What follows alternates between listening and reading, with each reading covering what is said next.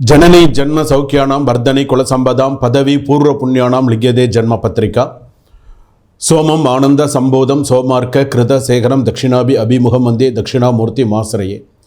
உலகெங்கும் வாழக்கூடிய next gen நேயர்கள் அனைவருக்கும் வணக்கம். நான் உங்கள் டாக்டர் வி ராஜ்குமார் சிவாச்சாரியார் பேசுகிறேன். இன்றைய தினம் நாம் தெரிந்து கொள்ளக்கூடியது வார பலன்கள் என்று சொல்லக்கூடிய, அதாவது தின பலன்கள் நம்ம பார்க்குறோம், தின ராசி பலன்கள் பார்க்குறோம், வார ராசி பலன்கள் இருக்குது, மாத ராசி பலன்கள் இருக்குது, வருஷ ராசி பலன்கள் இருக்குது. அதாவது ஒரு ஜாதகம் பார்க்கும் பொழுது இவங்களுக்கு இப்படி தான் இருக்கும், இவங்களுக்கு இந்த மாதிரி தான் இருக்கும் அப்படிங்கிறதுல எந்த விதமான மாற்று கருத்தும் இல்லாமல் கரெக்டாக நெத்தில் அடித்த மாதிரி கரெக்டாக சொல்லணும். இது இப்படி தான் நடக்கணும், இது இப்படி தான் வரணும், அப்படி தான் வரணும்.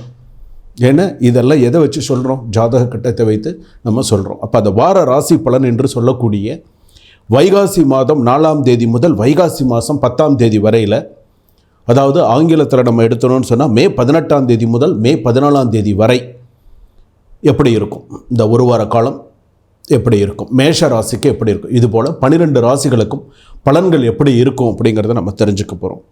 அப்போ இந்த 12 ராசிக்கான பலன்கள் அப்படின்னு சொல்லும் பொழுது எந்தெந்த கிரகங்கள் எந்தெந்த இடத்துல இருக்குது, மேஷத்துலேருந்து மீனம் வரைக்கும் கட்டங்கள் இருக்குது, 12 ராசி கட்டங்கள் இருக்குது. 2ஆம் இடத்துல பார்த்திங்கன்னா ரிஷபத்தில் சூரியன் புதன், மிதுனத்தில் குரு, அதே போல் பார்த்திங்கன்னா கடகத்தில் செவ்வாய், சிம்மத்தில் கேது, அப்படியே பார்த்திங்க அப்படின்னு சொன்னால் கும்பத்தில் சனி ராகு, மீனத்தில் பார்த்திங்கன்னா சுக்கிரன், இப்படி கிரகங்கள் இருக்குது. இந்த சந்திரன் 2.5 நாளுக்கு ஒரு தடவை இந்த சந்திரன் மாறக்கூடியது. ஸோ அப்போ இந்த ஜாதகத்தில் நம்ம இந்த வார ராசி பலன்கள் என்ன அப்படிங்கிறத நம்ம தெரிஞ்சுக்க போகிறோம். இந்த வார ராசி பலன்களில் என்னென்ன, இப்போ நம்ம இந்த வார ராசி பலன்னா என்ன, குரு பயிற்சி முடிஞ்சிடுது, ராகு கேது பயிற்சி எல்லாம் முடிஞ்சிருக்கு. ஸோ அப்போ இந்த வார ராசி பலன், இந்த வாரத்துக்கு நமக்கு எப்படி இருக்கும், நம்ம என்னென்னலாம் செஞ்சுக்கணும், இந்த வாரம் நமக்கு எப்படி இருக்கும், நம்ம எப்படி கவனமாக இருக்கணும், என்ன மாதிரிலாம் சில சூழ்நிலைகள் நமக்கு வரும் அப்படிங்கிறத நம்ம தெரிஞ்சுக்க போகிறோம். சிம்ம ராசி நேயர்களை உங்களுக்கு எப்படி இருக்கும், இந்த வாரத்தில் உங்களுக்கு டைம் கிடச்சதுன்னா செல்வ கணபதியை வழிபாடு பண்ணுங்கள். செல்வ கணபதின்னு பேர்.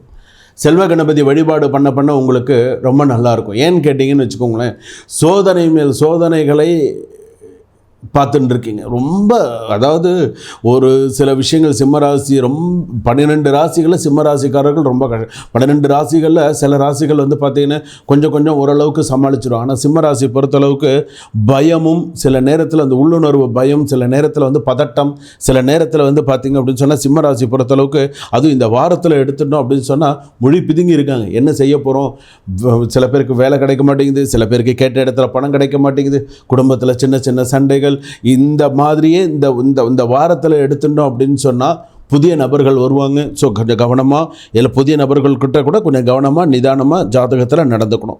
அதே போல் பார்த்திங்க அப்படின்னு சொன்னால் வியாபாரம் தொழில் முன்னேற்றம் அடையும். ஸோ நன்னா இருக்கும். அதே போல் பார்த்திங்க அப்படின்னு சொன்னால் சில நீங்கள் தொட்ட சில விஷயங்கள் வெற்றி அடையும். எந்த தேதியில் வெற்றி அடையும், 20, 21 தேதியிலெல்லாம் சில விஷயங்கள் வெற்றி அடையும். 20, 21, 22 தேதியிலெல்லாம் சில விஷயம் வெற்றி அடையும் அப்படின்னு சொல்லுவாங்க. அதே போல் உங்களை வாட்டிய சங்கடம் எடுக்கும் முயற்சி வெற்றியாகும். சில விஷயங்கள் சக்ஸஸ் ஆகும். திருமணம் சம்பந்த விஷயப்பட்ட விஷயங்கள் நல்லா பேசி நல்லபடியாக முடிவு எடுப்பாங்க. அதே போல் பார்த்திங்க அப்படின்னு சொன்னால் சிம்மராசி பொறுத்தளவுக்கு கண்டகச்சனி அப்படிங்கிறதுனால வாகனங்களில் ரொம்ப கவனமாக இருக்கணும்.